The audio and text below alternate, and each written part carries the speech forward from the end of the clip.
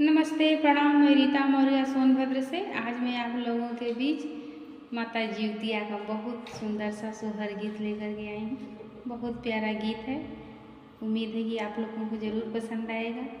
अच्छा लगे तो हमारे इस वीडियो को लाइक करिए, चैनल को सब्सक्राइब करिए, अपना प्यारा आशीर्वाद दीजिए, प्यारा सा कमेंट करिए। आप लोगों से विनम्र निवेदन है कि वीडियो को पूरा सुनिए। घोड़ा चढ़ी घुमली माई जीवतिया ता घरे घरे घुमली हो, किए हो के मोरा भूख लवरतिया तो के मोहे बोलावई हो, किए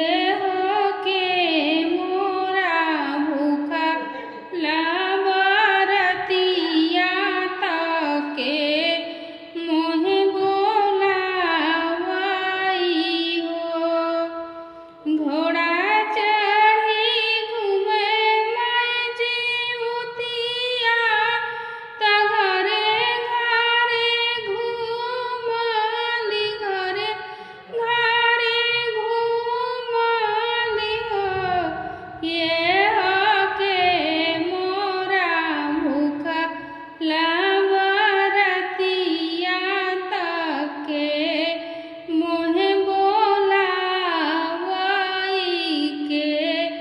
राह जो हाई हो। हाथ जोड़ी बोलेले अपुआ बेटा सुना माई जीवतिया ता सुना माई जीवतिया नु हो, मैया माई मोरा भूख ली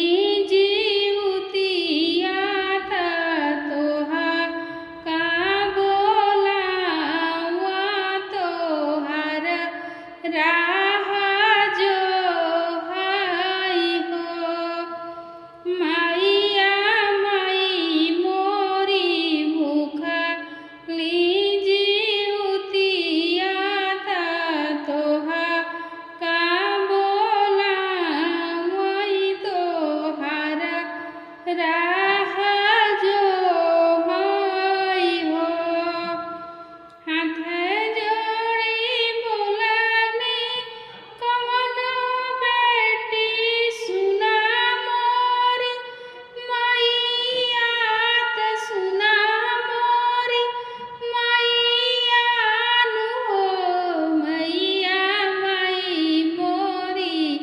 भूखली जीवतिया ता तोहा का बोलावई तोहार राह जो हाई हो। घोड़ा चढ़ी घूमे माई जीवतिया ता घरे घरे घूमली, घरे घरे घूमली हो, ए हो के मोरा भूख लवरतिया ता के मोहे बोलावई